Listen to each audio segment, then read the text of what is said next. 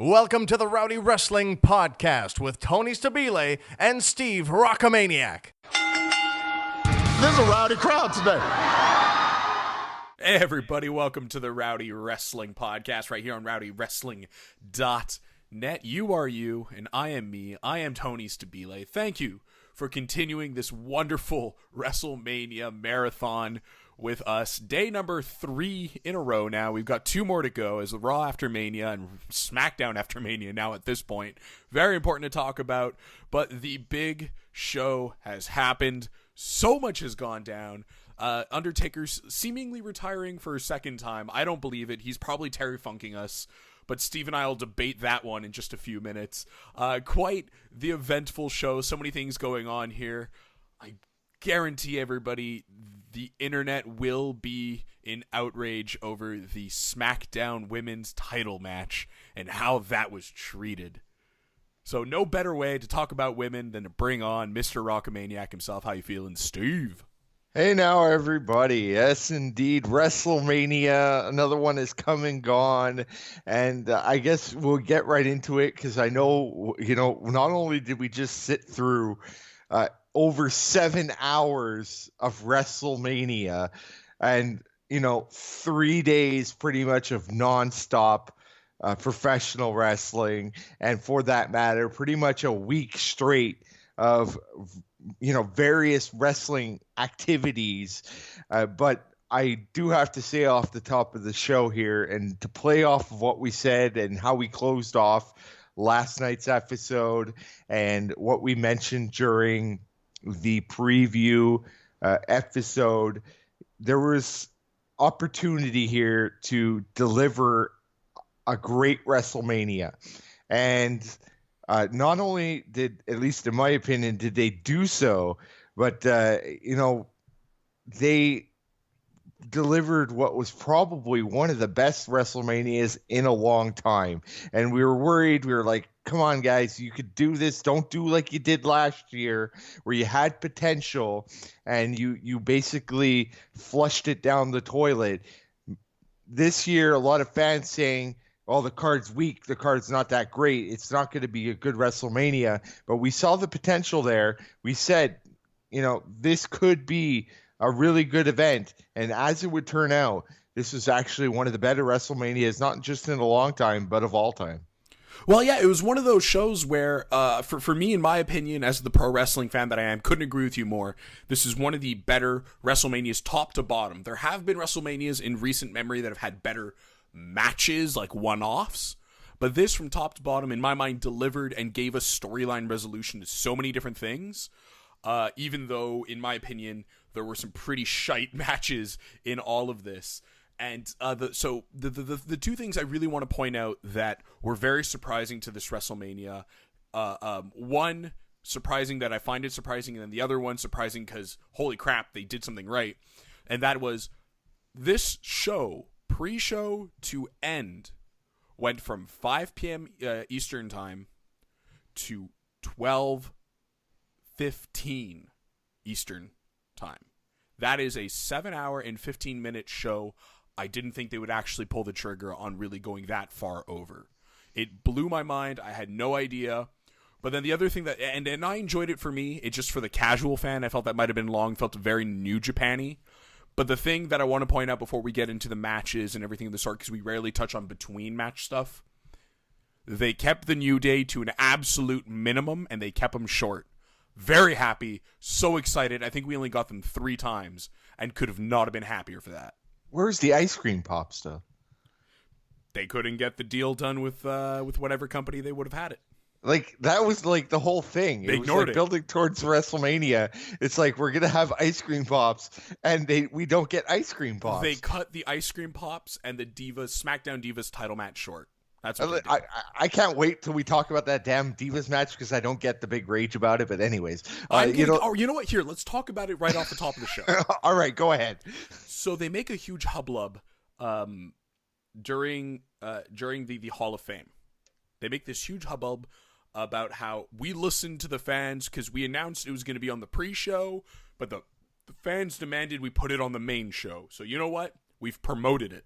Now, they didn't say they did a swap. So what they did is they took what they considered to be the least important match on the card, which was Dean Ambrose versus Baron Corbin, which, let's face it, is one of the least important matches on the card, and they put that in the pre-show. That match, if we look at it, on the pre-show, went 10 minutes and 55 seconds. Nearly double what the SmackDown Women's Championship match got, which was just shy of 6 minutes. So what happened here is, in my mind, the internet would have not been such a flutter if they would have had a situation where the women actually got to have a 10, 12, 13-minute match. Because this is what we did get that match, except it was in fast forward. This was me watching it at 1.15 speed. 1.5 speed. I mean, if I would have watched it at 1.5 speed on VLC, I wouldn't have understood anything that happened here. These women fought so fucking quickly because they got told, "You girls got 6 minutes." I mean, there were so many matches where if it were one-on-one, they let everybody get to the ring. If it were more than two entrants or two teams, their music would cut when they were about a third or halfway down the ramp. These girls weren't even making it a fifth of the way down the ramp before the other girls' music hit. That is how little time that they gave them. That's how little time that they wanted to give them for this match.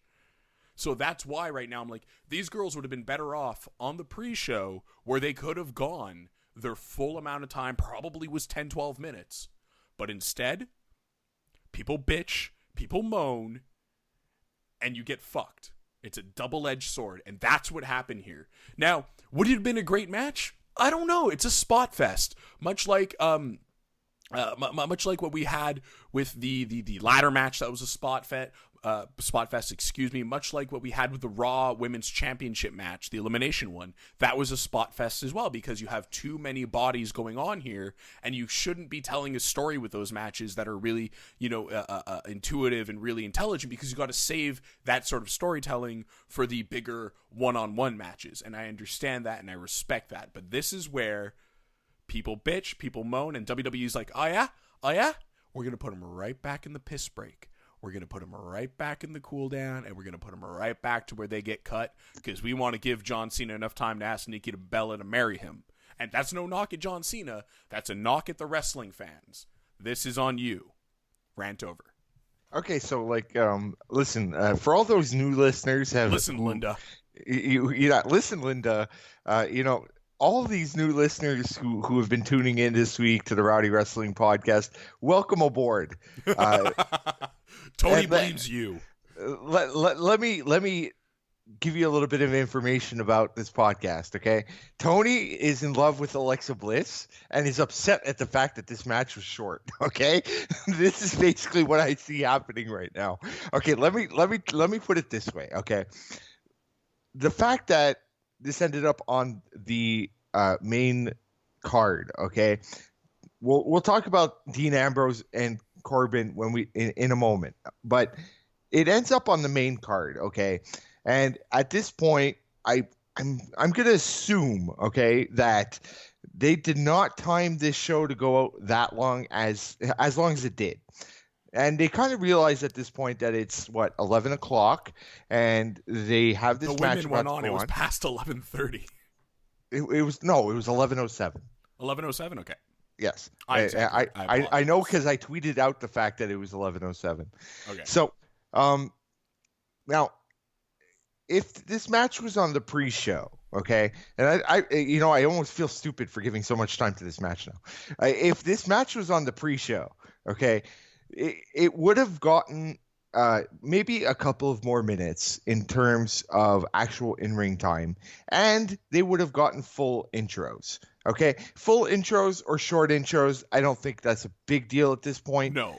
And the fact that the match was maybe a bit shorter than it would have been, ultimately, half. That's not a bit. That's a half. I don't think it would be a half. Honestly, I got every other match on this went as close as possible to 10 minutes or more. The only thing less was John Cena versus Nikki Bella, because the post-match went 5 minutes itself.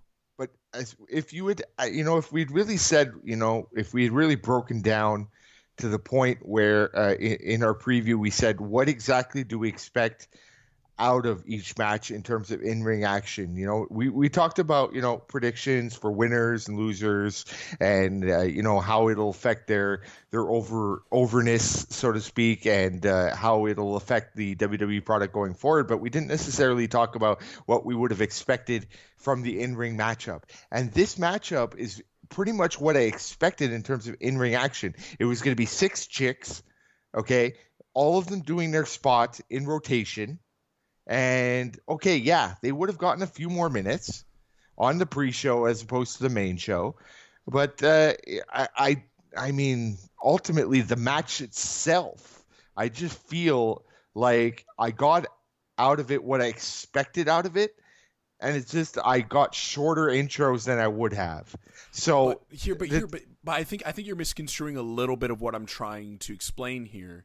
Is that sometimes bitching and moaning about something, being a social justice warrior, bites you in the ass. Because it's not a horrible thing that they only got 5 minutes and 55 seconds. It's not a horrible thing. We got what this match was designed to do, which was a spot fest, and was for Naomi to win because it's her hometown and feel the glow. But what we got here was simply that was it. It was the fact that people thought that they were doing something. They were doing a justice to these women. You know what I mean? Well, but ultimately, they thought they were doing something, but ultimately we screwed over Corbin and Ambrose. Not really, because they got to tell a match in the time that they deserve to have. No, but see, that's the thing about this whole thing. For me, it's not about the women's match and how much time they got. It's the fact that Ambrose and Corbin ended up on the pre-show. Okay, it's the look on freaking Dean Ambrose's face when it's like, what am I? Why is this match happening right now? I don't give a shit. That's what really, for me, is the screw job. What? He was still hungover. Oh, okay, yeah. But you're right. Somebody did get screwed out of this. That's the biggest thing. For me, it was more about, hey, you social justice warriors, yeah, you got the women's matchup.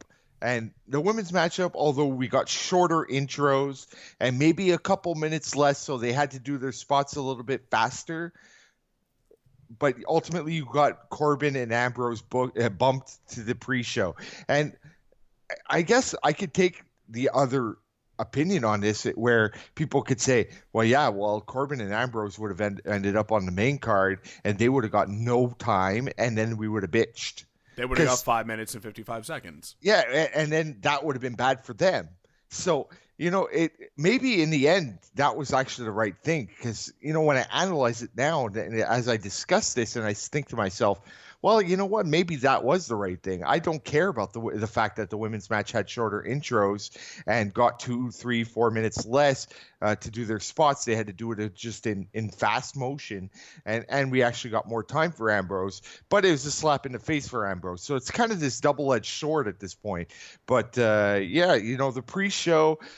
We ended up getting 3 matches. Let's go back to the pre-show here. Let's break it down. We open up with Neville and Aries in the Cruiserweight title match, and some scary moments in this matchup, Tony, but we had a pretty good opener. Yeah, old banana handkerchief, Austin Aries. Really, it was surprising. I'll be honest with you. I didn't think that they were going to start with a heel victory for the night, but these guys put on a very fun match. And what's really funny, a wonderful examination of the Cruiserweight division, is my buddy, who's a lapsed wrestling fan, hasn't watched anything in a long time. When I told him, he didn't realize it was for the Cruiserweight Championship. He goes, "These guys don't look like cruiserweights. They're doing the same thing that I saw guys doing on Monday Night Raw." Like, he's like, he pointed out Kevin Owens. He's like, "I've seen Kevin Owens do a 450. What are these guys doing that's so special?" And so, just aside from the match itself, it's really great to see how WWE has kind of neutered the so-called thing that they were trying to bring in here, as they don't do anything that their heavyweights don't already do anyways. But what we had here were 2 phenomenal wrestlers, and I think match-wise, except for having the heel going over in the opener, they couldn't have started off the night in a better fashion. It's an interesting take in the sense that yes, okay, yeah, some of the guys like Kevin Owens do some of these moves, and therefore I guess what the cruiserweight title is equal to U.S. title, IC title in the sense that hey, it's all the same guys. I get the point. I don't necessarily disagree with that point, but as far as an opening match is concerned, they thought, hey, let's go with the cruiserweights. We'll get the crowd going, and people were certainly excited about Neville and Aries. I mean, there was people also bitching about the fact that this was going to be on the pre-show instead of the main event. And so, I mean, Aries got a pretty good pop from the crowd. It was nice to see. And, they had a pretty good little matchup. Scary moment as Aries lands on his head and neck. Straight on it. It was a la Chris Benoit, Sabu, ECW, mid 90s, early 90s. It was scary as hell.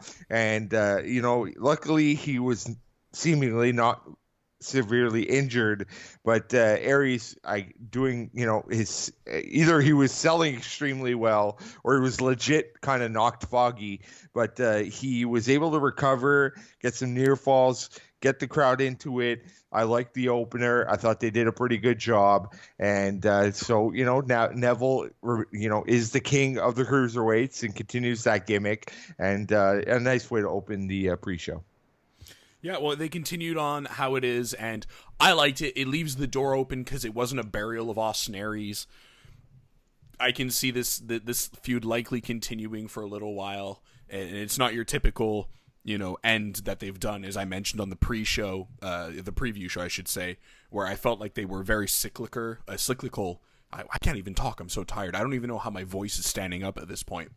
Very cyclical in their feuds and in their title contention. So it feels good that maybe we'll have something a little more stable that will go a couple more weeks or even months going forward. Which then brought us to, quite possibly, the most surprising moment of the night. Right up until you saw one spot, then you knew exactly what was going to happen. The Andre the Giant Memorial Battle Royal. There, I said it once correctly on this episode. They eliminate Big Show almost immediately. Then they eliminate Braun Strowman just a little while after that. And I'm sitting there like, okay, Big Show and Braun Strowman, they're out, so this is Sami Zayn's to win. Then all of a sudden, Rob Gronkowski, or I can't even say his name, is in the crowd. Yes, Gronkowski. Gronkowski, thank you very much, football fan. Gronkowski's in the crowd, and they've been pushing it for weeks on television how Mojo Rawley's good friends with him. They've put out YouTube videos of them training. Eventually, the action spills to the outside through the middle ropes, I must say. And Sami Zayn has been eliminated at this point, I should point out, to little to no fanfare, and I love Sami. So they spill to the outside, and it's our very vascular friend, Jinder Mahal. He goes and he gets in the Gronk's face. #steroids.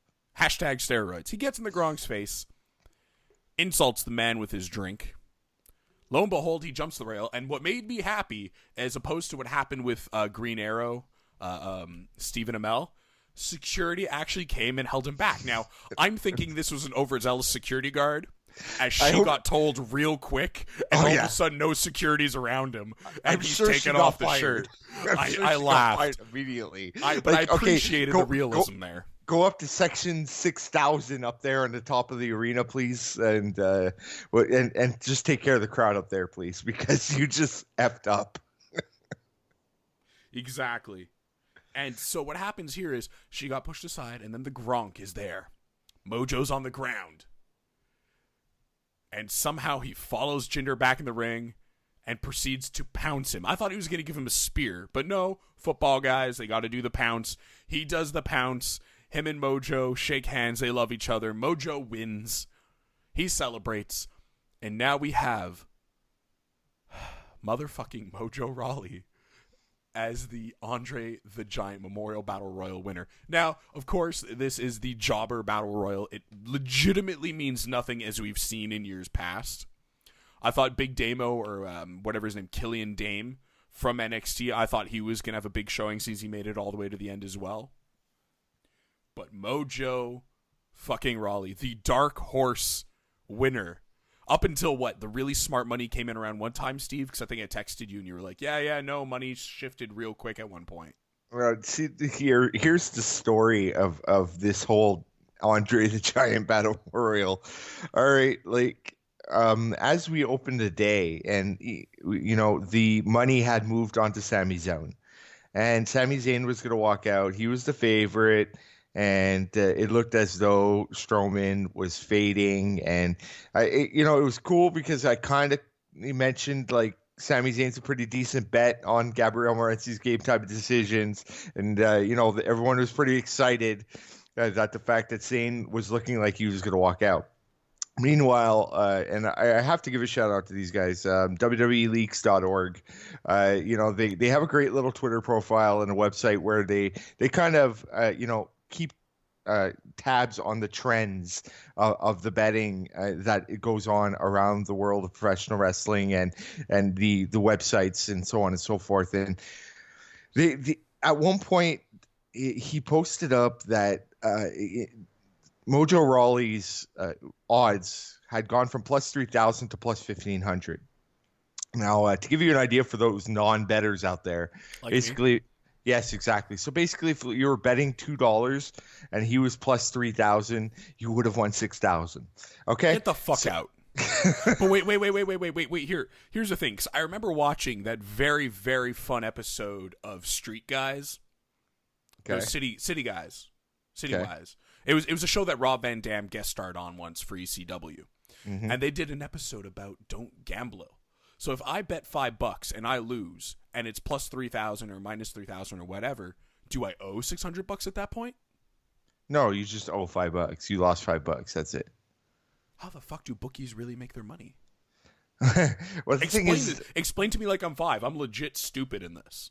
Well, because normally people who are plus 3,000 don't win a match. Okay. But what happens when they do? The bookies must hate the world. Of course they do, but that's the thing. That was the brilliance of this, actually, because trust me, there are some bookies and some casinos who just paid Mojo Rawley's family a whole shit ton of money, okay? Because he did move from plus 3,000 to plus 1,500 at one point. That's a pretty major shift, okay? But what kind of hid that fact that it was happening was that still at one point people came back and were like, well, no, it's Strowman and Zayn, right? So they start putting in their bets on Strowman and Zayn. And so that moved Mojo back to plus 3,000. And now question. Yes. If you bet and it's at 1,500 and at that moment you bet at 1,500, is it going to pay out 1,500 even if it moves to 3,000 or 29,000? Yes, it pays out what it was when you bet. Oh, so well, that's fair. Okay.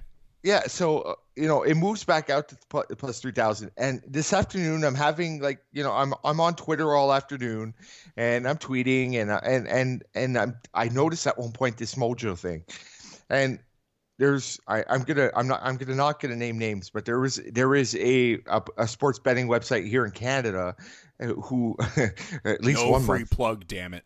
No, trust me, no free plug. I don't want them to know it was them because there was one month that I made a killing off them. There was a line on Sami Zayn that was paying out 6-1. So Sami Zayn, who was the favorite at this point on all the betting sites, this one site had not updated and still had Sami at 6-1. So he was paying out 6 times the amount that you would have bet. And so I was contemplating at this point laying it down on Sami Zayn because I had already called Sami Zayn on Game Time Decisions and kind of said, okay, well, you know what? Now he's the favorite on top of this.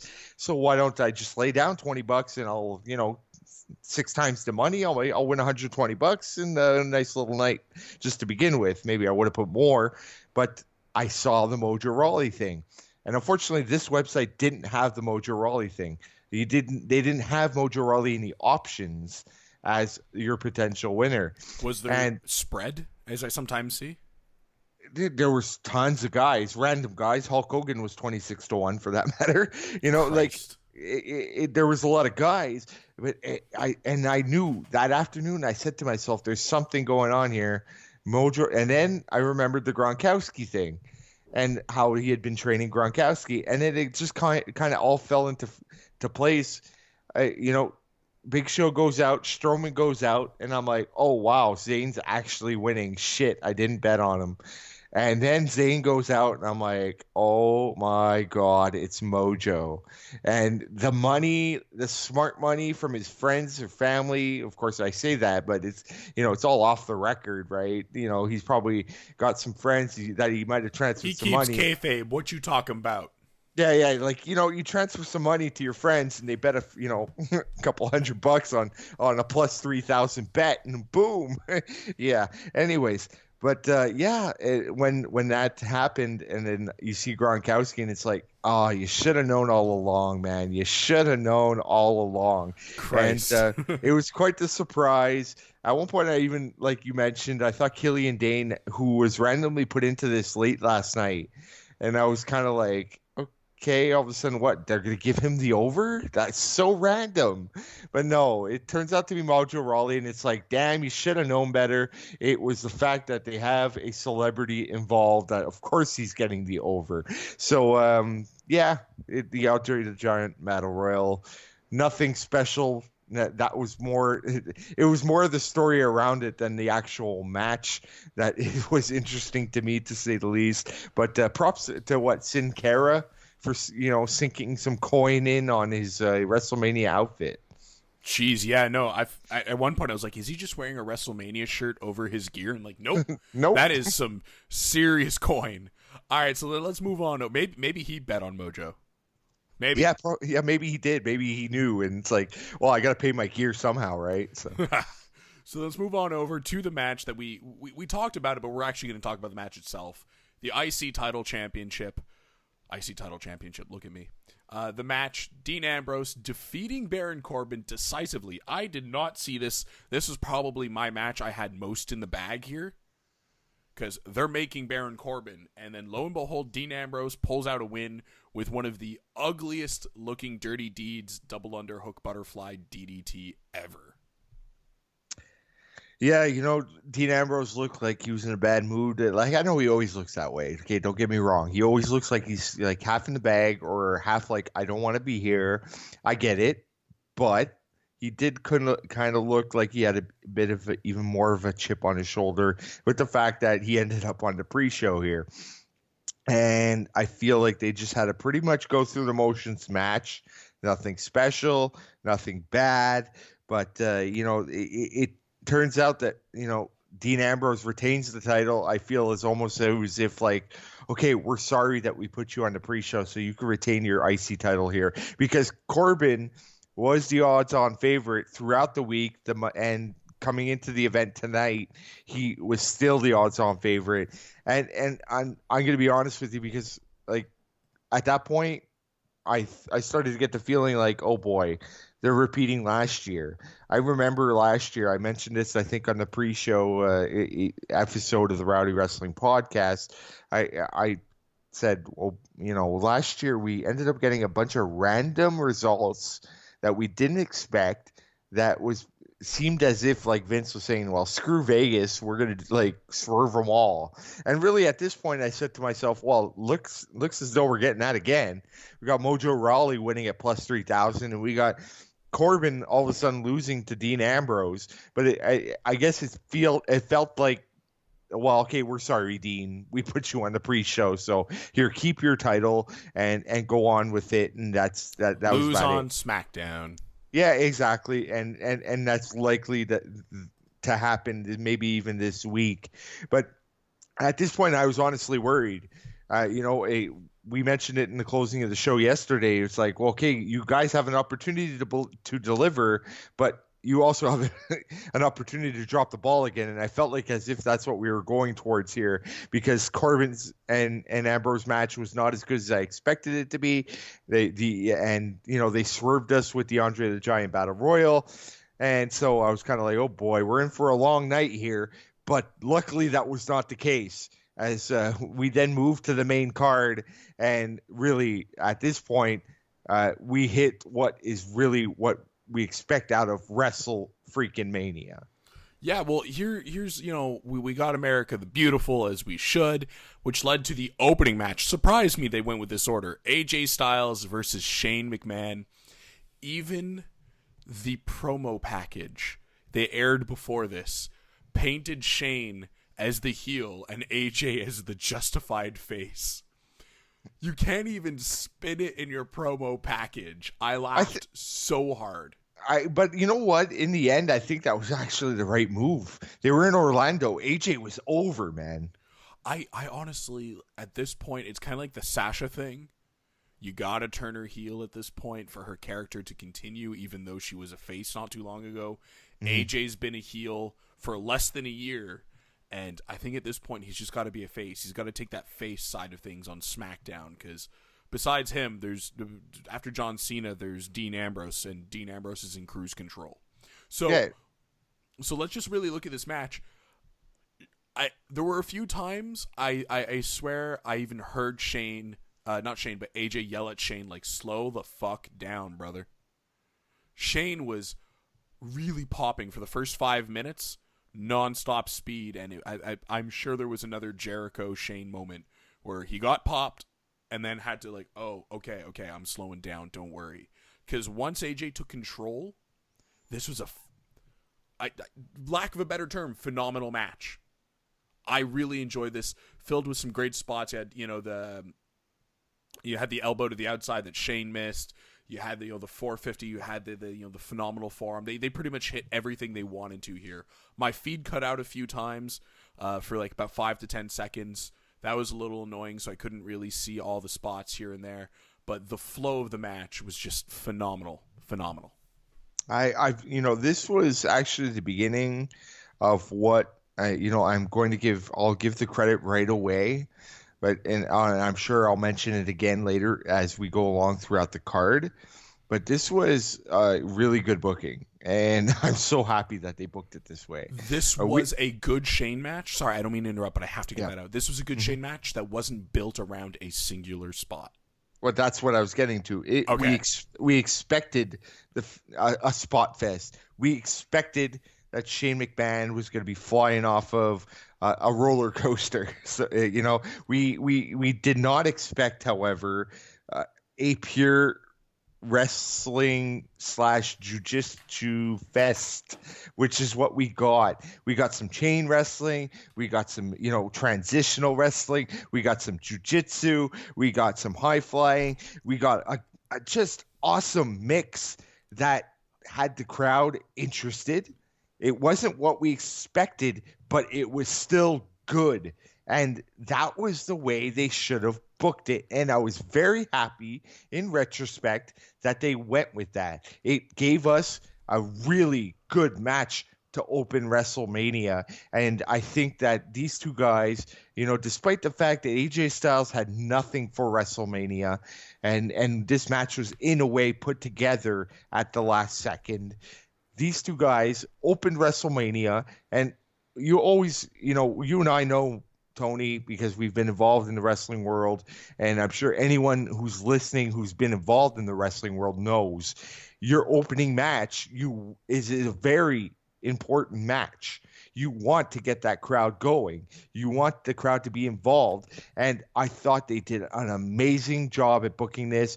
Whoever was the agent for this match, props to you.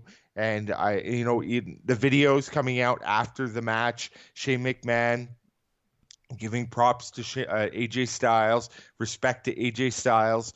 And I think that, maybe opening the door to the fact that, as you mentioned, maybe we could turn AJ face. Job well done. Great opener, solid booking. And I was very happy at that point already with the opening of WrestleMania. It turned me 180 degrees because after that pre-show, I was kind of like, oh boy, here we go. But that opening match was like, all right, we're on the right path. Let's go, guys. How was that 450 landing into a triangle choke? Oh, that was gold, just gold. So for anybody who may have missed or haven't seen it yet or don't care about the spoilers, this is a review. What the fuck are you doing? AJ at Rockamaniac00, I retweeted the GIF. Exactly. There you go. AJ goes for the springboard 450. he lands to a split-second spun of Shane McMahon, who grabs him between the legs, and it was just so beautiful to see. So very good on them, very happy.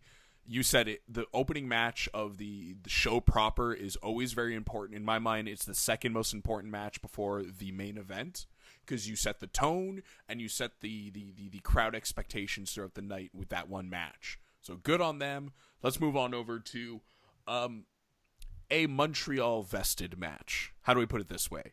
The WWE United States Championship match. Kevin Owens defeating Chris Jericho.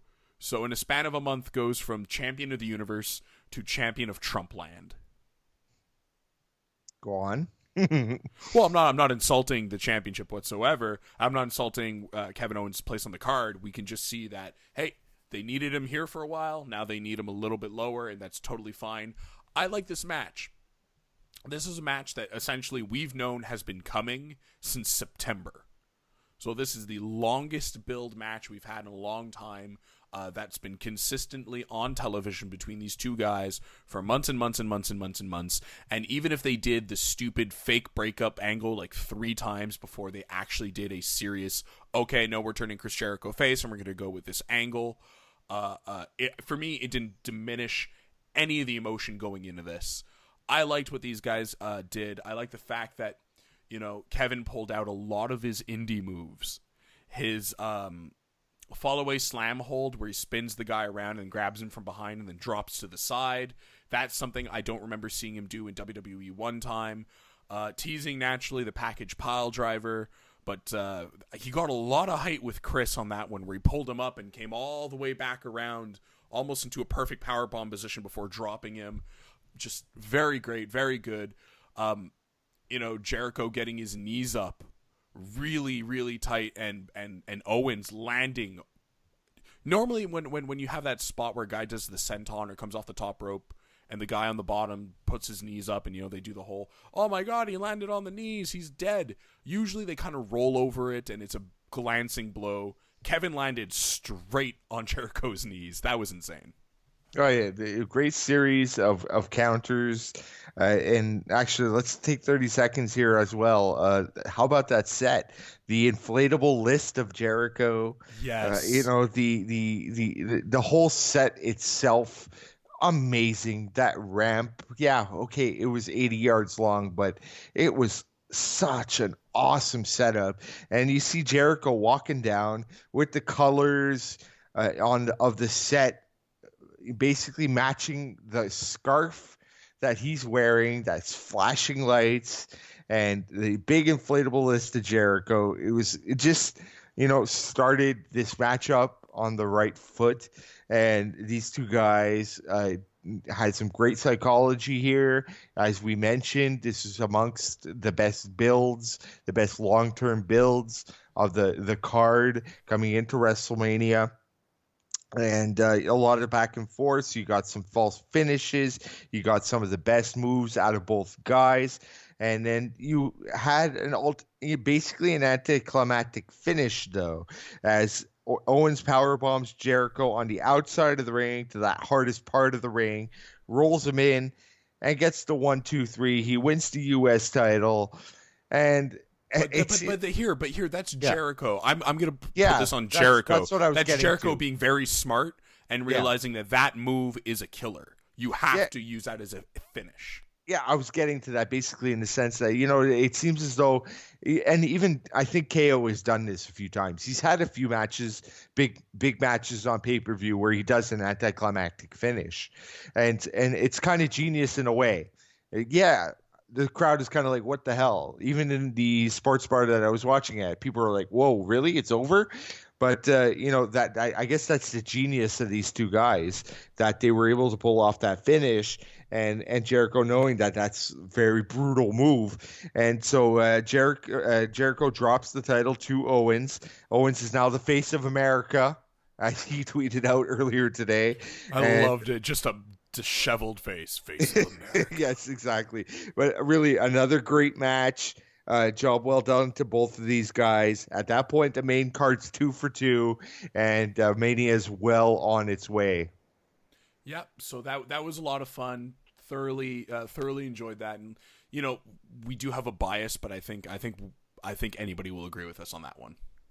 Yeah, and I love the tweet. There was one tweet I caught. It says it's 2017 and AJ Styles and Kevin Steen have victories at WrestleMania after the first two matches. What a time to be alive. What a time to be a wrestling fan, man. 10 to 15 years ago when we saw both these guys here in Montreal on indie scene, we would have never thought this was going to happen. But that was really it. On a personal note, that was a really cool opening two matches for WrestleMania. EWR in Quebec City in 2003. You're welcome, Internet. No, not just that. There was another little gimmick show in St. Hyacinth as well. AJ Styles was on. I love how English you are. St. Hyacinth. Is it Verdun or Verdun? Only Montreal people understand what we're saying here. So let's move on over the Raw Women's Championship elimination match. Second elimination match of the weekend, and Tony's a happy camper. Let me just put it this way. This match went exactly how I envisioned it before Bayley won the championship a month ago. This is what should have happened. Charlotte should have beat Bayley the first time, and it should have been a story of Bayley not deserving or not being good enough to hang with Charlotte, with Sasha, and even throw Nia Jax in here. And they told a wonderful story where the three girls realized, you know what, we gotta beat Nia first. They go ahead, they eliminate Nia after she threw the women around for a little bit, triple pin right there. They held her down, she's out. We ended up getting a three-way where Sasha eventually gets eliminated, and then it was a one-on-one with Charlotte and Bayley retaining. This should have been Bayley winning, as it was a very good reaction, but I can guarantee the reaction would have been tenfold had she come out as the challenger and left as the victor. I tend to agree with you, but I also have the thought where I say to myself, well, maybe it's fans like you and I who are these hardcore fans who would have preferred Bayley, having that build, and not necessarily the fact that, some of these hardcore Bayley fans love the fact that she came out at WrestleMania as macho woman Bayley Savage, and retained her title on the biggest stage of them all. And her facial 10 on 10 facial reactions. Oh my God, and a nipple slip for that matter. But anyways, what? Wait, who? What? Yeah. Trust me, it'll be in my dreams tonight. That and Stephanie McMahon. But anyways, Steph. I can't wait to talk about that one. Seriously. Anyways, but yeah, Bayley, let me, random notes that I had about this. Bayley's inflatable tube men failing on the intro. She nearly trips over them. But her win here is huge. Whether or not she was going to be able to hang with them was something that was in question, and I think they still delivered it just in another way. And whether or not Bayley fans appreciated it the same way maybe you and I would have, I think there's two separate ends to it. Although I do agree with you, they should have done the storyline that way. But the intros for these girls, wow, amazing. The gear they're wearing, wow, amazing. Sasha out like a true boss with the vehicle escort to the ring. And, of course, she's the only one who wasn't out of breath by the time she got to the ring. Yeah. Everybody.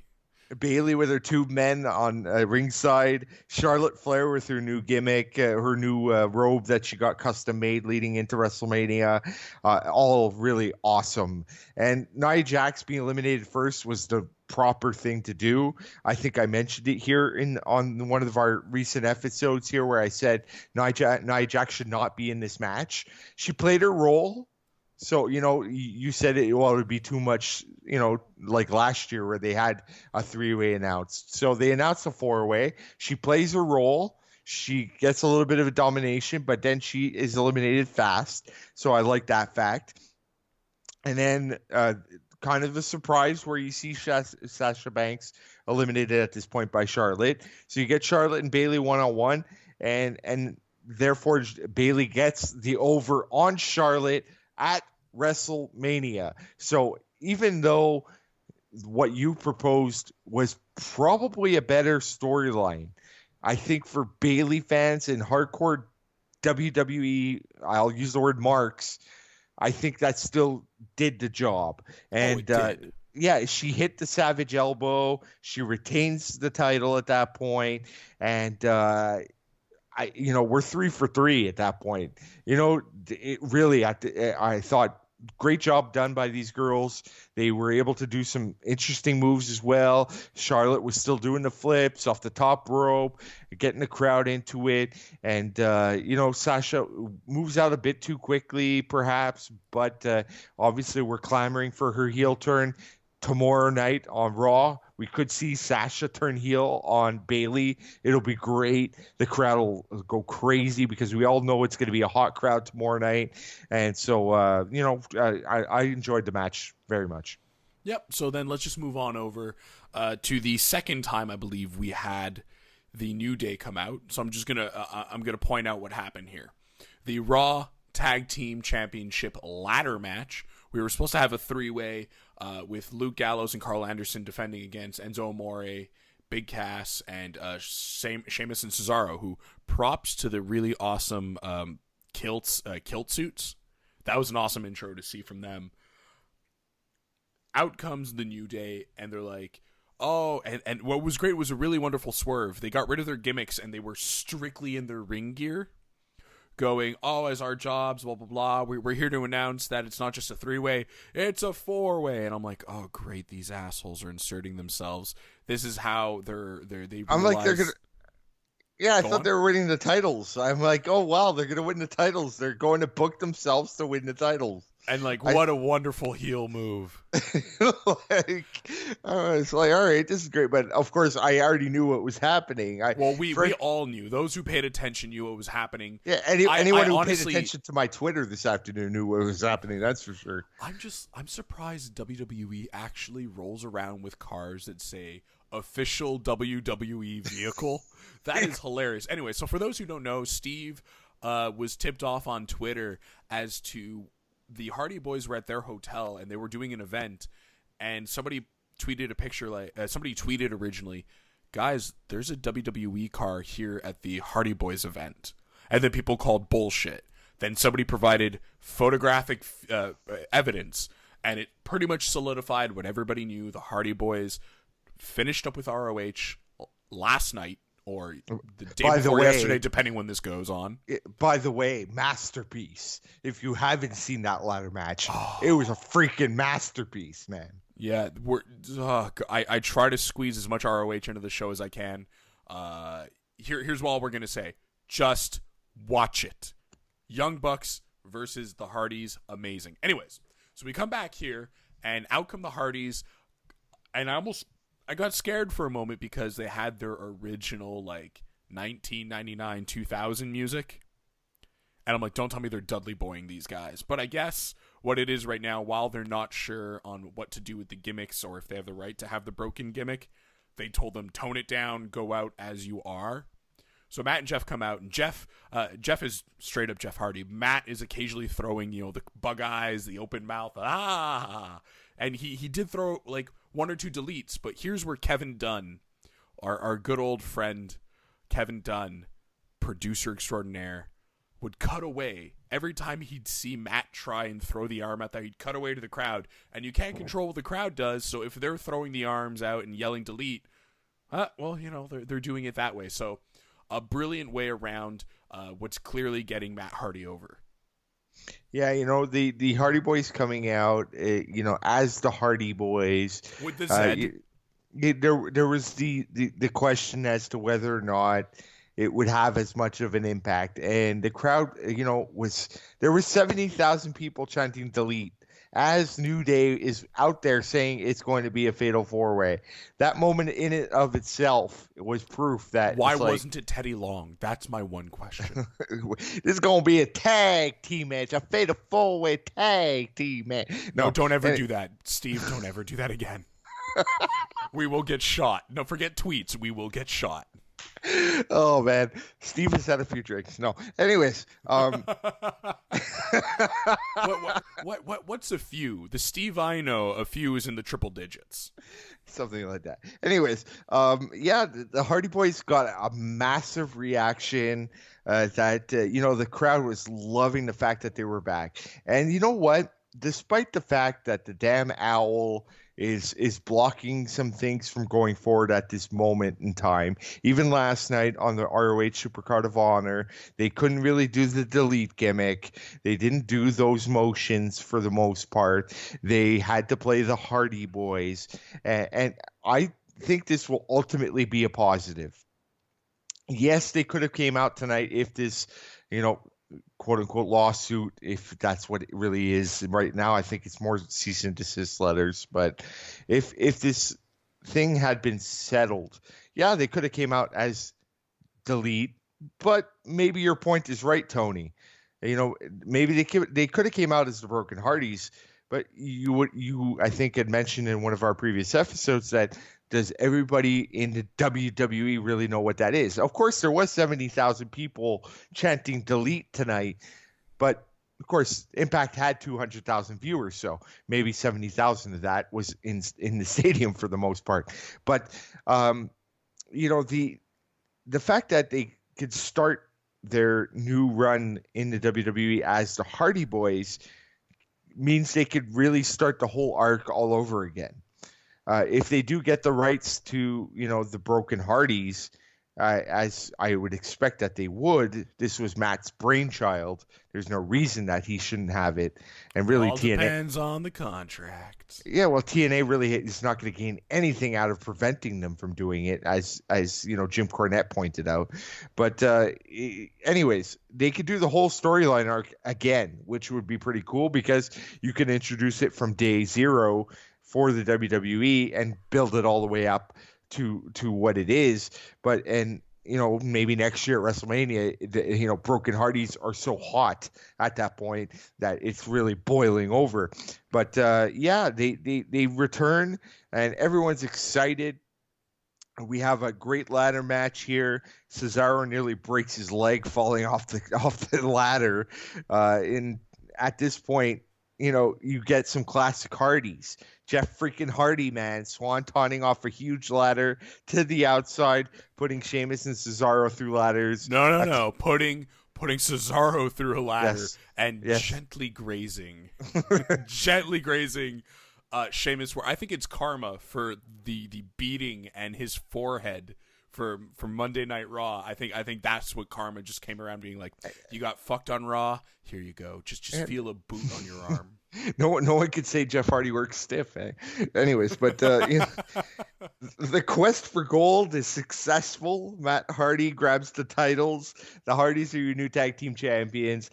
Well done. The crowd was freaking out. Twitter was freaking out. Everyone was loving it. And if you go see my Twitter right now, there's a video of the Hardys backstage doing the delete gimmick with the titles, which is pretty cool because you still, for the hardcore fans like you and I, you still get that little moment where you can mark out the fact that, the Broken Hardys just got the Raw tag team titles, but all the wrestling fans, the WWE hardcore fans who are watching WrestleMania, who, as we mentioned yesterday or the day before, whatever day it was, that this is the week and the day that everybody comes back. Everyone's marking out for the fact that the, mid 90s Hardy Boys just came back and won those titles. So overall, wow. Everyone was freaking out and they had a great match. And so this was really, at this point, people are, we're about halfway through the card, I think, at this point,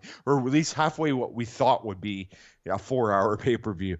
And so we're looking at it and we're saying, this has set the bar super freaking high, man. People, basically with the Hardys coming out, it had made the people's night already.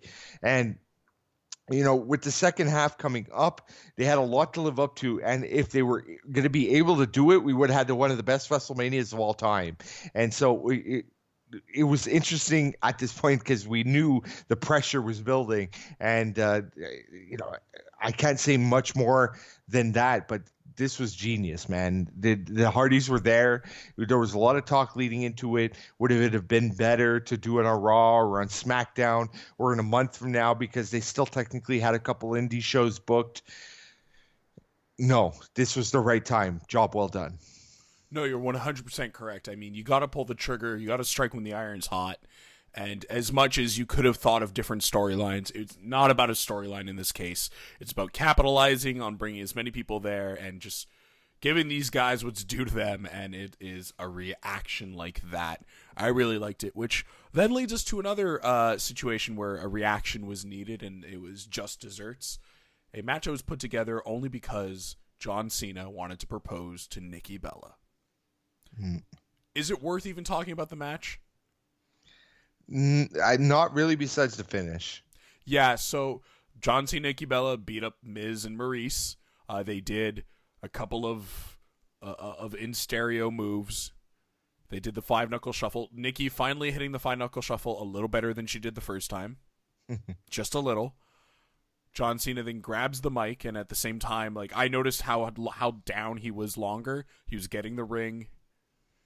Comes on over, talks about how Nikki had fought so hard to finally get back here, saying, when you were going into surgery, Nikki, I asked you if you told me I could ask you anything and you would do anything in that moment of haze, and I talked about marriage.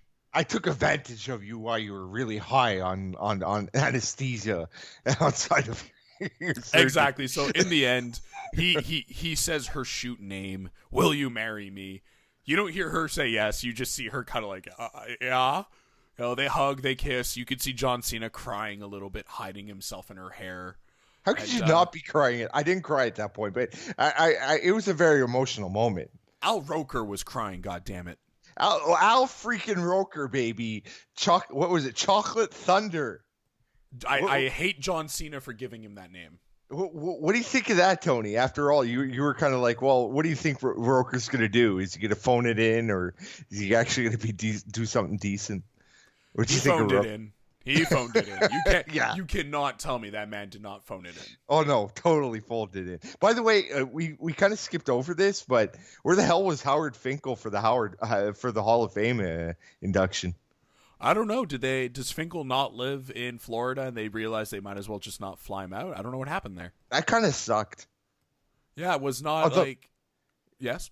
No, you don't get happier than Kurt Angle, though. No. 70,000 fans chanting he sucks, and he is so freaking happy to be there. Well, let me tell you, what was really funny about that is the new girl, my buddy's girlfriend, who came to watch for the first time, and I pitied her for watching a 7.5-hour long wrestling show for the first time. I'm introducing a bunch of people to wrestling constantly. She had no idea. She story like this. Exactly. No, it's a lot. My buddy. Yeah, many girlfriends. Anyways, they don't stick around very long.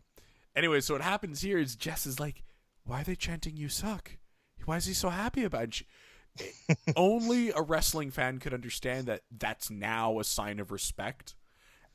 And I had to harken back and try to explain to her a promo that Kurt Angle cut on the World's Greatest Tag Team when he turned face on them, coming back from a neck surgery, going, as the crowd is chanting "you suck," he goes, "You guys don't deserve the honor to hear these guys chant 'you suck.'"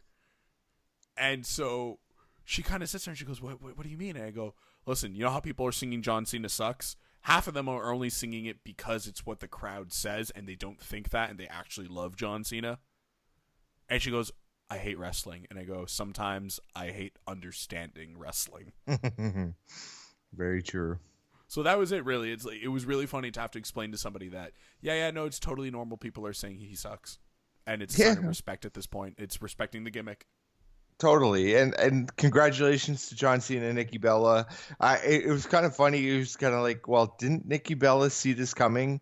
Because like we had heard about this in advance, right? We had heard a rumor that he was going to do this. I was in the sports bar and I said to everybody, I'm like, listen, he's going to propose to Nikki after the match, and this was like before the promo package even started. And but Nikki Bella either sold it really well. I think she even after he had asked her to marry her, I think she even asked if this is real, and I could read the lips of John saying, "Yeah, this is totally real." I don't know if you caught that, but it seems as though she was legit surprised. Well, how could she really think she was? You have to be pretty oblivious. I'm not going to blast a girl for finally having, a dream come true, but Jesus Christ, they asked him on the fucking Today Show. Props to John Cena for wrestling with that big of a ring in his pocket. No, as I mentioned, he was handed the ring at the same time that he was handed. Yes, that's why he was down on his knee for so long in the ropes. He wasn't just getting a microphone. People hand microphones all the time. He was being handed the microphone and trying to shove that gigantic ring in his pocket. Oh, okay. Take it from a guy who just popped the question a few weeks ago. Those boxes are cumbersome, okay? Should I say congratulations or I don't know? Did she say yes? Or? Yeah, thank God, or else I don't think we'd be doing the show right now. All right, moving on.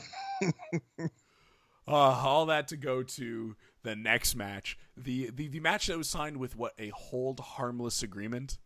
Triple H with that big fat dictionary he carries around instead of a sledgehammer nowadays. Seth Rollins versus Triple H. One, this is where we finally got the big ass intros. Like the true intros. Like the girls got some, oh cool, just a little bit more. No, right, Triple H motorcade for Triple H.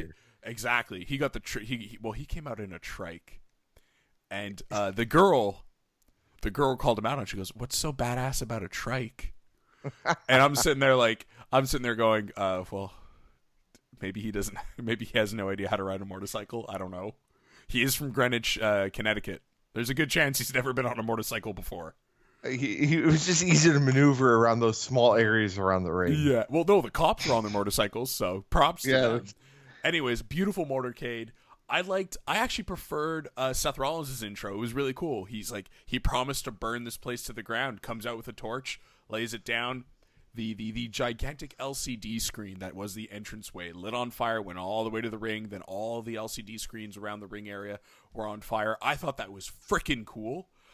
I thought his shirt was a little weird until I realized, he's the Kingslayer, so it's kind of a knight motif. Yeah, WrestleMania in 2017, man, taking advantage of technology. Seth Rollins lighting the stage on fire, quote unquote. Don't get me started where you're going with the fucking Bray Wyatt match.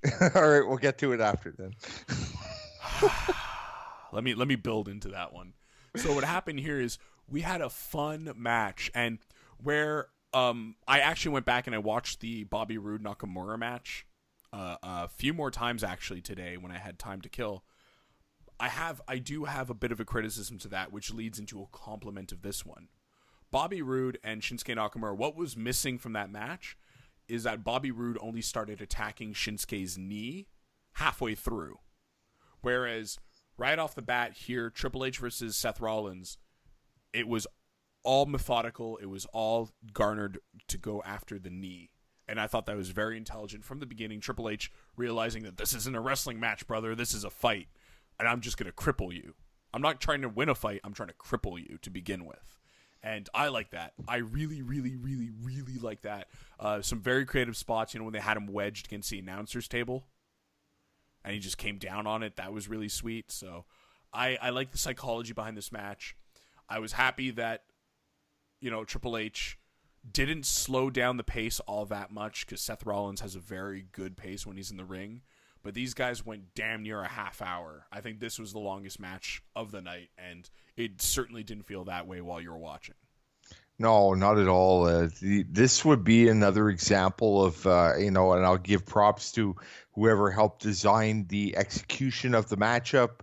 They, we're in a tough spot here because you're in the second half of the card where the first half is basically blown the roof off, if there was a roof on the stadium, and you have to find a way to have a very relevant matchup that could still hook the crowd. And so they went a little old school. They focus on a body part, which makes perfect sense after all. And of course, with Rollins having a bum knee, you focus on that. They work on that old school style. I like the psychology. I like the execution of the match. Some people pointing out to me on Twitter, they're saying, well, listen, Rollins is doing everything that a guy with a bum knee shouldn't be doing. But he's reckless. That's why. Well, that's what was my response. I'm like, it's like HBK and Triple H from 2002, where HBK climbs to the top of the freaking ladder and says, "Screw it, I'm just gonna jump. I'm crazy because I have a bad back, but I don't give a shit." So he goes, and he gives the flying elbow, and it's the same situation here where he basically Rollins is just like throwing caution to the wind and doing everything that he can to take out Triple H, and of course this leads to the finish as they, Triple H gets super kicked and ends up pushing Stephanie off the top of the ring through a table. And Stephanie, by the way, looked smashing. She looked amazing. That is a MILF biker chick like times 10,000 right there. I'm just sad that the wind had calmed down by the time their match happened, because Yes. AJ had some fantastic Fabio hair wind moments at the beginning of the night, and then hers was like, nope, there's no wind.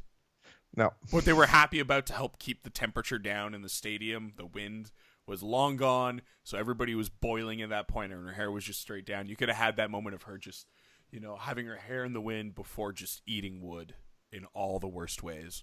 Absolutely. So then Rollins hits the pedigree, gets the 1, 2, 3, and we get no Samoa Joe. We get no Mick Foley. After seeing the match, I feel like in a way it was the right decision. I like the psychology. I like the execution of the match. I don't think and I don't feel like we really needed Joe to interfere here, but I would have liked to have seen Joe on the card in the other places anyways, as well as Balor. But, ultimately Balor. Finn Balor, sorry. But look at you, Canadian. Yes, Canadian, exactly. I'm Saint Hyacinth, everybody. Anyways, the fact that they weren't involved in this matchup after seeing it in retrospect, I like the way they booked the match and played it out on TV as opposed to bringing these guys in. So I didn't necessarily bash it for that matter. And then we got our concert break, right, Tony? Yeah, we got the concert break. Well, putting the entertainment in sports entertainment, people bash it every year, and here's my rationalization behind it. We already had Gronkowski. Yes, but no. But here's where I'm okay with the music break. Just because it's not the music you and I particularly love. It's not the days of having Drowning Pool or having Metallica or having Motorhead performing at the event. What happens here is, the very first WrestleMania had Liberace, had the Rockettes, you've had Cyndi Lauper, you've always had celebrity and musical involvement in the show. There's been a couple years where we didn't have it, and those were the weird years. I'm okay, and I enjoy the piss break because after 7 hours, I needed a few times to get up and pee. And this is the moment. The second I heard the guy goes, Mr. Worldwide, I'm out, I'm good, I'm fine. Oh yeah, there's several thousand people in the stadium moving towards the bathroom at that point. But I made a mistake kind of transitioning right away here. I did want to mention the fact that this is Triple H's 12th loss at WrestleMania. That is the most of all time. Yet everyone says Triple H buries everybody. Hey, if he made anybody, he made Seth Rollins tonight. All Seth has to do is come out on Monday Night Raw and do the intro he did that one time when he came back after turning face, where it's almost a stone cold entrance. You walk out, go to one corner of the entrance ramp, you hustle your way to the other one, you kind of sort of no-sell the crowd, but you put your arm up, you get down to the ring, you pose on all four, pedigree a random bitch, and then walk out. Seth is going to be on fire. I honestly feel that could happen on Monday Night Raw. Will they do it? Not likely. So let's talk about something that I can hate on. I hated this match from beginning to end. Randy Orton versus Bray Wyatt. Now, I got nothing against Randy Orton winning. I would have been okay with either way because Bray as much as his promo means nothing, at least he's a different champion, which means it's different matches and it's a different feel. Now we're right back to Randy Orton being World Heavyweight Champion, which is what Vince McMahon wants at all times. The match itself was stupid. Oh, I'm getting distracted because someone's projecting maggots on the ring canvas. Oh my God, it's so scary. And talk about a finish of a match that it was abrupt. This was far more abrupt than Kevin Owens versus Chris Jericho. No, RKO out of nowhere. We're used to it. Yeah, we're used to it, but usually the RKO out of nowhere is after a sequence. This was barely a sequence. This was, oh, some more stuff flashed on the ground. I'm Bray Wyatt. I have powers. I don't care if Sister Abigail's gone. Oh, I got hit with an RKO. I'm gone. Bye. That's essentially what it was. And, yeah. And this is another match where you're like, okay, so they won just about 10 minutes. It really felt like nothing. The build was weird. Here's the thing. Probably because I probably hated it more than I should have. Simply because the build was stupid. The build was awkward. I don't know how to classify myself anymore as a wrestling fan. Because wrestling can pretty much be anything as long as you base it in some sort of reality. And that's where I have trouble with Lucha Underground sometimes. That's where I have trouble, when Randy Orton had those backstage vignettes where he was looking in the mirror and the mirror was getting all warped. We shouldn't be seeing what's going on in their heads. This should be treated with some sort of base of reality. So this entire feud was not based in reality because of that. This entire feud was a dude committing grand larceny, burning down a building and then posing in front of it. This was a dude using a word crucifix, which hasn't been used ever in the English language beforehand, because I don't know why they just can't say crucifix or dagger or whatever, to stab into the ashes that are the ashes. That's right. This is ashes squared of a fictional person who may or may not have actually existed that was giving mystical powers to a fat, dirty wizard.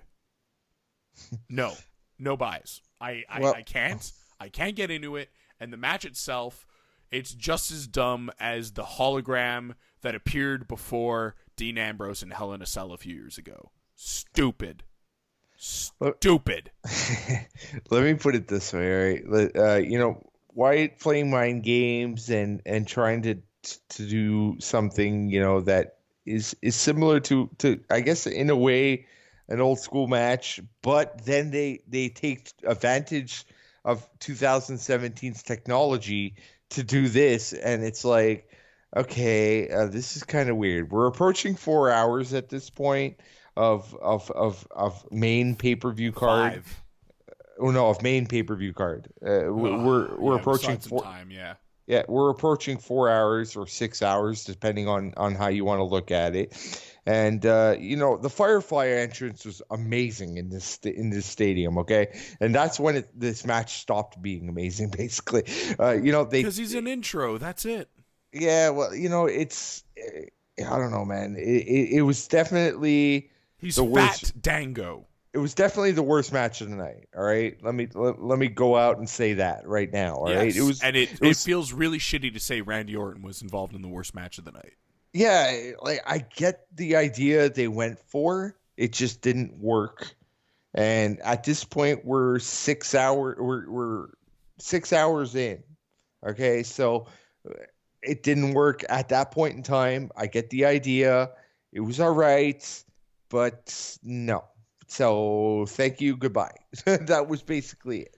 Yeah, so let's move on, because that's really, in my mind, of the night itself, putting aside my major gripes with the SmackDown Women's Championship, that had nothing to do with the show itself. If this would have never happened and there would have never been a debate, I would have never even imagined it, and it wouldn't have pissed me off one bit. So let's move on over to something I loved. This was one of my favorite matches of the night, and it only went about 5 minutes. Brock Lesnar defeating Bill Goldberg for the WWE Universal Championship. This is what I predicted. I would have expected them to go a little bit longer, but I guess maybe I would have been wrong at that point. They went bursts. You went about 45 seconds with a lot of action, They laid there for 30 seconds. 45 seconds with actions, 30 seconds. This essentially was high-intensity interval training. And I loved it. I can't believe Goldberg took 10 German suplexes. I can't believe Brock Lesnar got speared 4 or 5 times. They went to the outside. They did the spear through the security rail guard blockade thing. Goldberg, I think he thought he cut his head open because he kept looking for blood at that point. I thought this was a great match. This told a wonderful story. You didn't bury Goldberg whatsoever. You still made him look really strong, and you made Brock Lesnar look like a conqueror. So that's big ups on it, 100%. I think this match, out of all the matches that they had tonight, including Seth Rollins versus Triple H and AJ versus Shane McMahon, this one's story was so tight and to the point and so concise that I have to give this the biggest thumbs up of the night. We had a lot of worries about this matchup leading into it. Yeah. You know, it was a clash of styles. It was, basically two guys who... But wait, here's my question. Clash of styles. I see this more as a clash of endurance. Because both guys essentially smash. That's all they're known for. Brock Lesnar, on the other hand, can take it because he's still young and understood early on in his career that you have to take it, as opposed to Goldberg for the majority of his career didn't understand that. Now he's just too fucking old to take it. So both guys just smash and grab. It's not a difference of styles. It's a difference of how long can the person feasibly actually go. That's why I think a lot of people couldn't understand it. And 13 years ago on WrestleMania, they stunk up the joint, and we won't get into the debate again about that, but it was kind of something like, well, okay, we could get a really, really bad match here, and we were worried about the fact that this could be the main event and that the crowd was going to go home very upset because they had some really crappy match, but this was... They booed Goldberg, they cheered Brock. Yeah, this was perfection. You could not have booked this match any better. I was so worried about this match, and as now even while I'm sitting there, and this match is about to start, and we're having one of the best WrestleManias of all time, and one of the best WrestleManias in a long time, and you have this matchup with that you're saying to yourself, oh boy, this could really stink up the joint at this point. Instead, they go with pure perfection. They took whoever came up with the execution of this matchup deserves a freaking award, man. They basically, Suplex City starts off the match, dominates early. Goldberg hits 2 spears, and people freak out because they think the match is over. They think, oh crap, Goldberg's actually winning. It goes to the outside, spear crashing through the wall, legit cuts at that point, and and people are freaking out. People are loving it at this point. Lesnar teases the F5. Goldberg hits another spear. People are buying into the fact that maybe Goldberg's going to win. Goldberg hits the jackhammer, and Brock Lesnar kicks out. I loved it. Starting off hot, and Lesnar jumping over a spear. Look at that height. Oh, man, that was awesome. And then Suplex City sets in. We get 10 suplexes.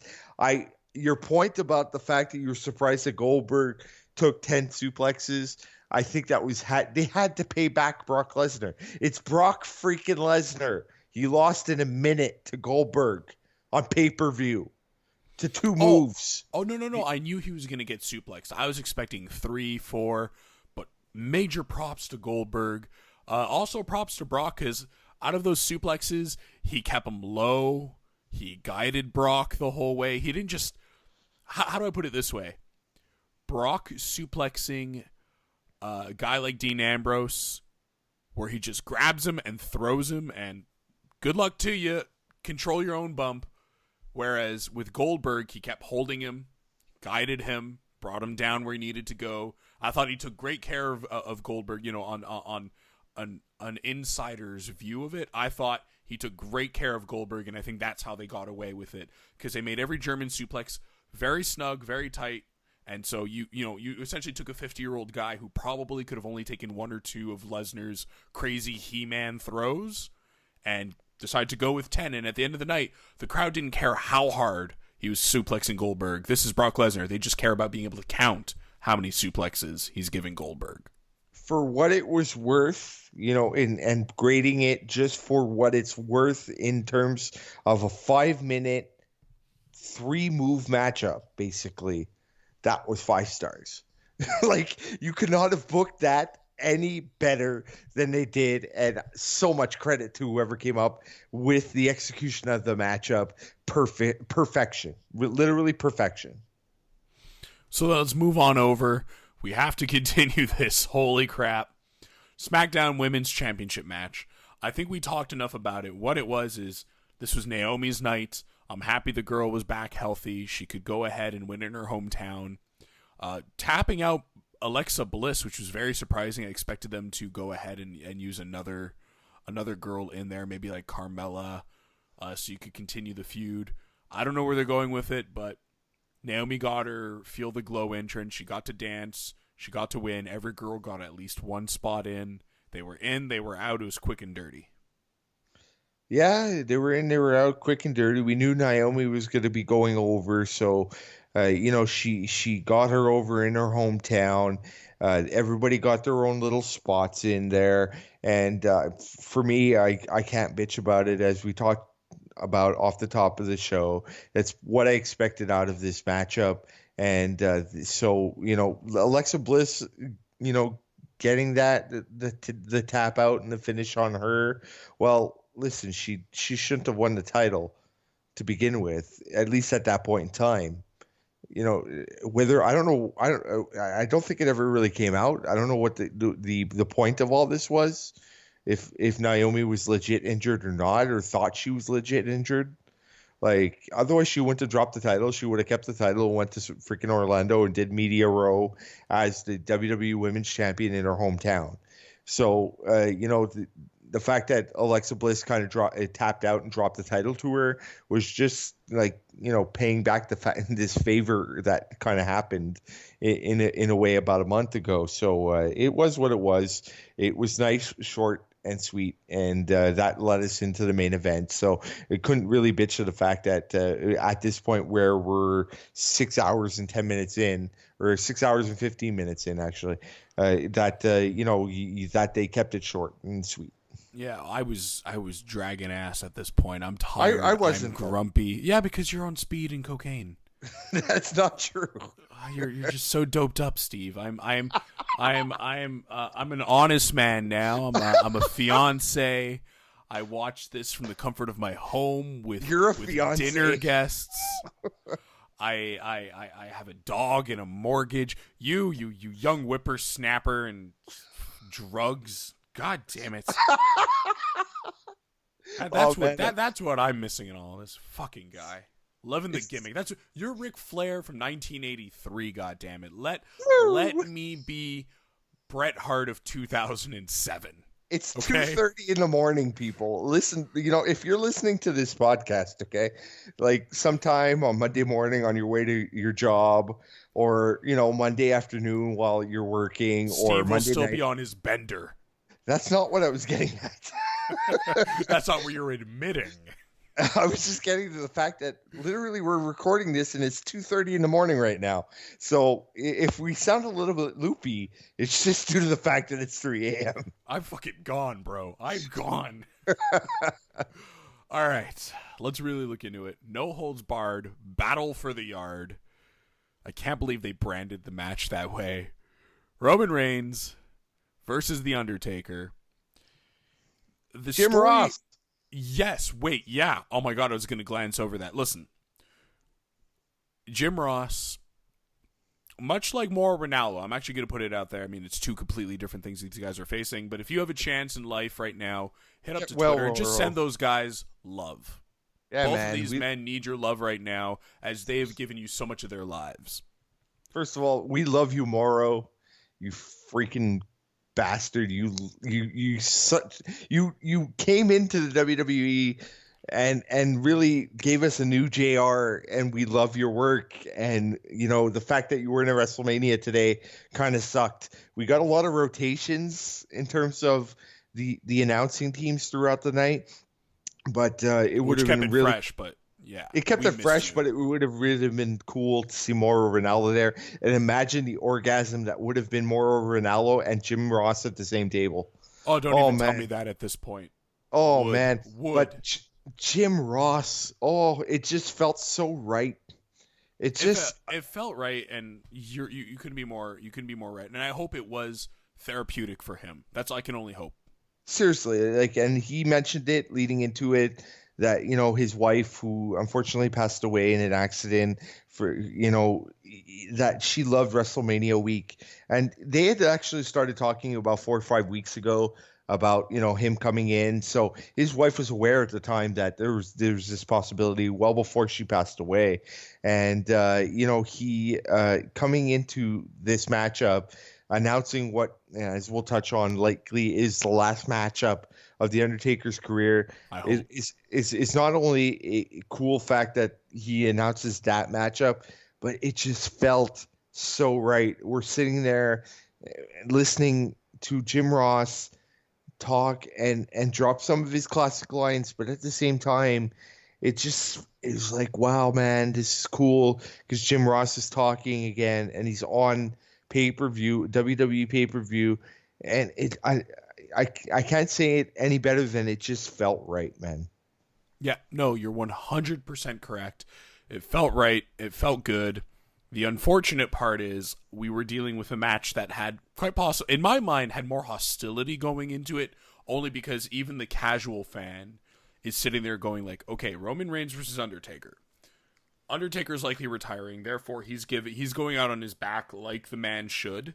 I believe in that in pro wrestling, but they're doing it to Roman Reigns. Now, the one caveat I have here is Roman Reigns played the heel the entire match. Will they capitalize on this? I don't know.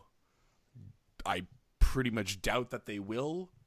But in retiring The Undertaker, you essentially have Roman Reigns' heel turn promo ready for Monday night going like, he's gone. This is my yard. I'm the big dog. Screw all of you. Boo me if you want, but I'm the man, and go fuck yourselves. And then he goes and he rapes someone, murders someone else, and just continues to get heat like he should. That's how this is how I justify this going on last, is Vince doing all the favors to Undertaker, finally agreeing and saying, okay, this is your last one. This is officially what it is. You're going on last. You want JR? You got JR. They couldn't get JR a couple years ago even. No. Now it's, you want JR? You got him. Just be done with it. And last year, Undertaker at the end of the match, took off his gloves and left him in the ring. This time he took off the gloves, took off the gimmick, and left everything in the ring. I was not negative about this match as much as it seems that there are those who were negative about the execution of this matchup. And yes, at times it was slow and kind of made Taker look as if he was, not the Undertaker. But I think that was in a way the proper way to send off the Undertaker. This is the guy who is the phenom, the dead man, the guy who we've built up in our minds since we were children to be this, undefeatable hero. And if this is the swan song, then that was kind of the right way, because it's like you're watching the guy die. You're watching the guy come to an end. And it was this eerie closing to the story of The Undertaker. It's a sad moment in time to watch The Undertaker be that way, to not be able to do what he's done and have that, 10-star matchup that, he would have had with the likes of a Shawn Michaels and Triple H over the last few years. But this was, in a way, true storytelling, man.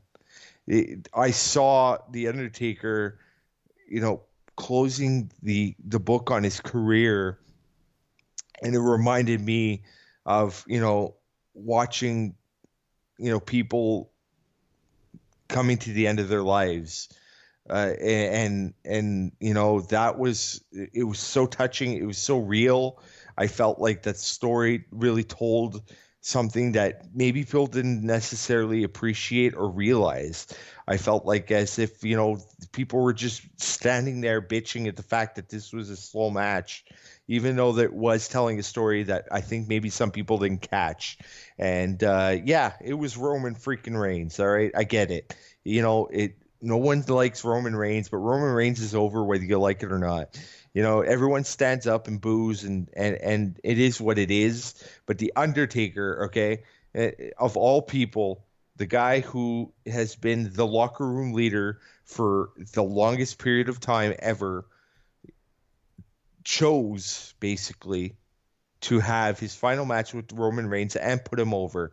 And if you caught it, because this was very reminiscent of the Shawn Michaels Ric Flair matchup, okay, in Orlando for that matter, at WrestleMania 24. If you caught it, The Undertaker turned to Roman Reigns and said, finish me, that's it. And he did at that point.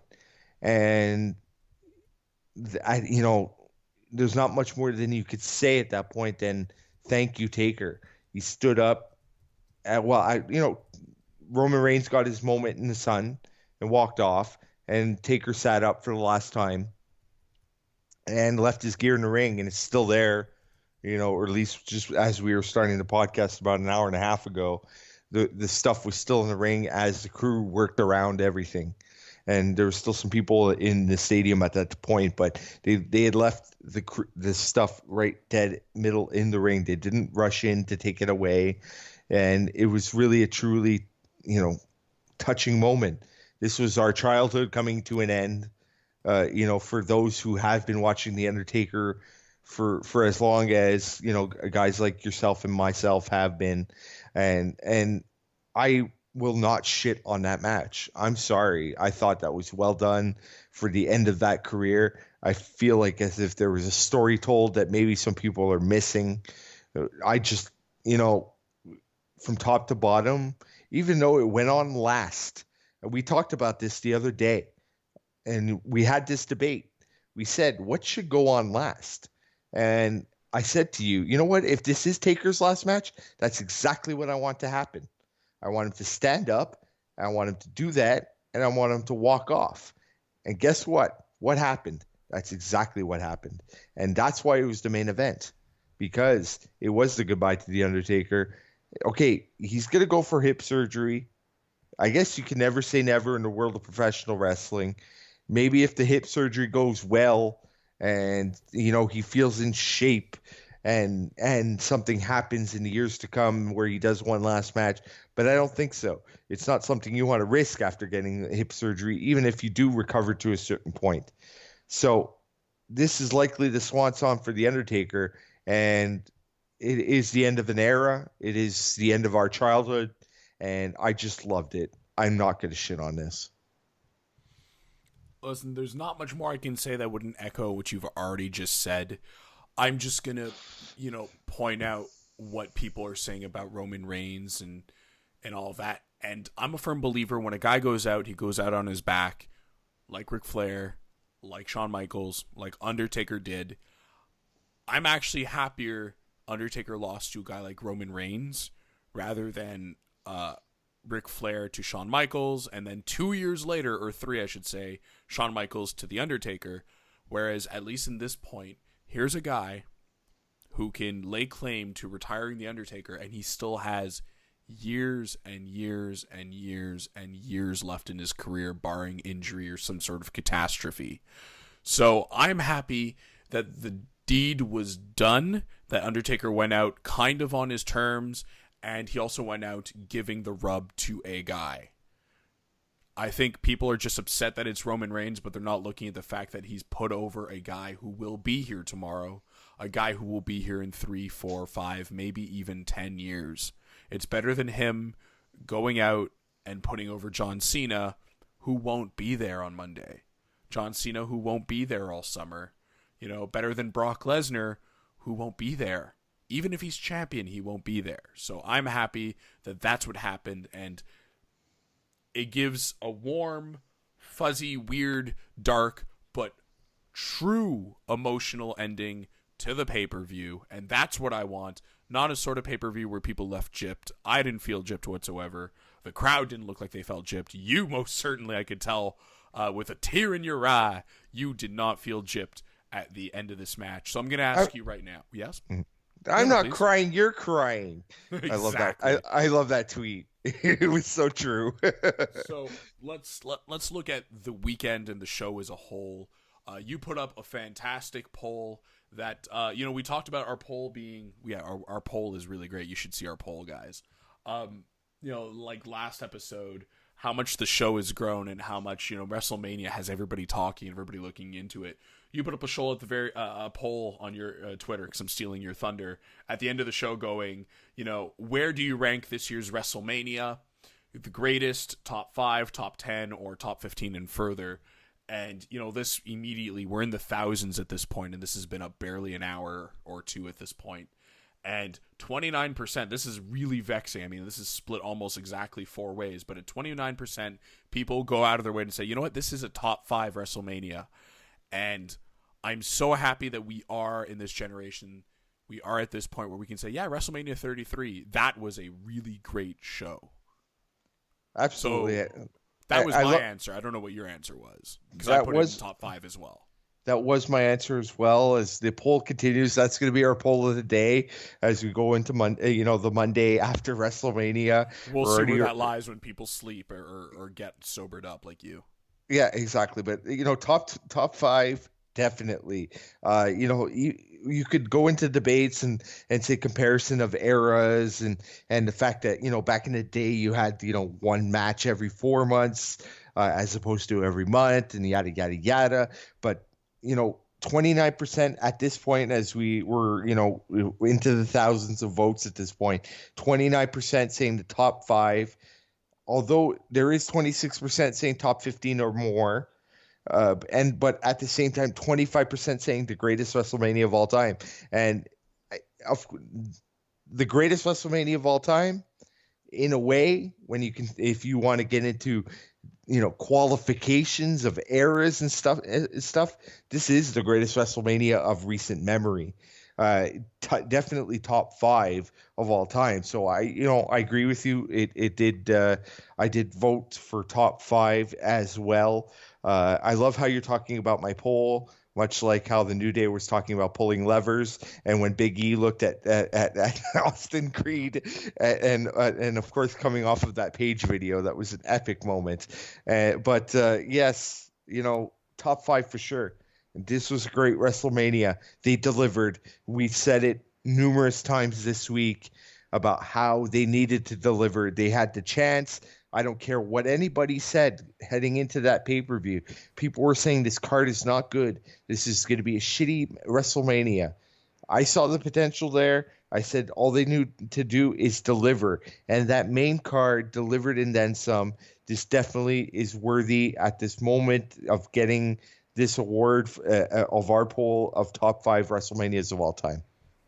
All right, so then I ask you, as we wrap up the shows, we gotta get to bed if we want to make it to Raw after Mania. What's bed? The place where you don't snort cocaine. The marathon continues, baby.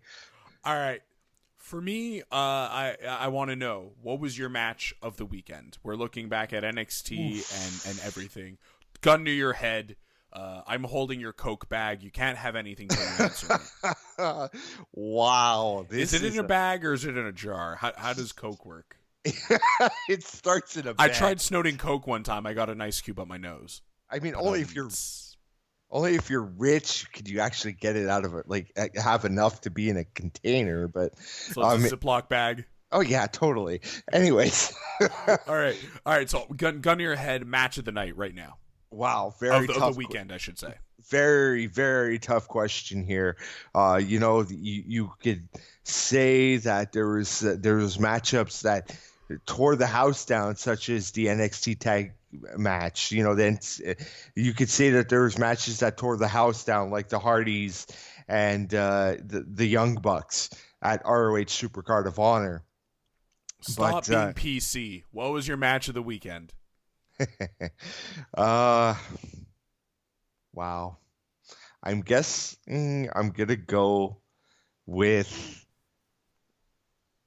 AJ and Shane McMahon. Oh, wow. It's a very, very good choice. I'm actually going with that elimination tag match from NXT TakeOver. I thought it told a wonderful story, and it played off of dynamics and characters, and they knew their audience with that match. Like not far second, Jericho and Owens. Yeah, for me, another good one. I think it was a weekend full of great matches. And then that's it. And like 3-4, like for me, NXT title match and ROH Supercard of Honor. Right now at that point, that's probably what would be my top 4 of the weekend. But WrestleMania, really good job, guys, man. I'm very impressed, very happy with how that played out. Let us know what you think on WrestleMania. Vote on our poll. It's up on our Twitter, at Rowdy Wrestling, at Rockamaniac 00, at Tony Stabile, Forte Stabile. And one last note that I wanted to touch on in regards to WrestleMania as we wrap up WrestleMania weekend. I'm very disappointed at the fact that, WWE Network does not capitalize on WrestleMania weekend.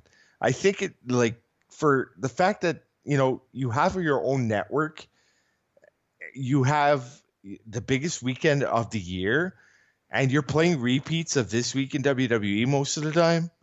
I'm very disappointed at that. I feel like they could have done so much better with their coverage, whether it be live cut-ins. Don't give them the idea, brother. We're taking care of that next year. Yeah, no, I was leading to that point, but it's really like baffling at the fact that they have their own network and they're playing stupid repeats. Like, I don't get it. Like, it's WrestleMania weekend. It's WrestleMania Sunday, for that matter. You could do live, like, even ESPN is doing live cut-ins with the coach. But no, the WWE Network doesn't. Next year, okay, Rowdy Wrestling Podcast is going to be your live companion for WrestleMania Sunday. All right, we're going to get up early, and we're going to do the live countdown with you all the way to the pre-show, because we'll do it right, as opposed to that. That was a letdown. Like, you call yourself award-winning network? Come on. Really? What the hell was that? That was a joke. This is your freaking weekend, and you don't do nothing. I was let down by that, honestly. When I got up today, I caught up with some of the Ring of Honor, matchups, but and some of the interviews and little clips that were going on all around WrestleMania. But at one point, I kind of felt like, okay, I wish there was some live network programming going on right now out of WrestleMania Sunday, because I would probably tune in to watch that right now. And so I feel as though that was a letdown, the only letdown really I had of WrestleMania Sunday, but I felt like it was worth mentioning because I just don't get why they would do such a thing. No, I couldn't agree with you on that one any more than I am. So we'll leave it at that, because we are going to be back tomorrow night post WrestleMania Raw after Mania, as they call it now, and we'll see how rambunctious the crowd gets, and if we get any sort of Raw debuts or any fallout from the Mania. I've officially just lost my voice, as you can hear. So thank you to everybody who stuck with us at the weekend. We still have a lot more coming. Thank you, Steve. I'll talk to you tomorrow, brother, and we'll see all of you tomorrow.